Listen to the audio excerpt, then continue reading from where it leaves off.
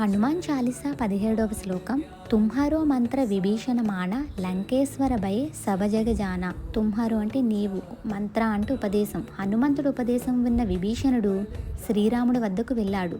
విభీషణుడు ఎప్పుడు ధర్మం పాటించేవాడు. సీతాదేవిని తిరిగి రాముని వద్దకు పంపించమని రావణుని ఎన్నోసార్లు కోరాడు.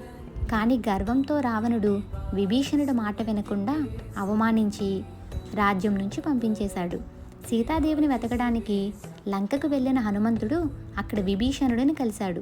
హనుమంతుడు విభీషణుడితో, ధర్మాన్ని విడిచిపెట్టకు, శ్రీరాముడు శరణు చేరితే ఆయన నిన్ను తప్పకుండా రక్షిస్తారు అని చెప్పాడు.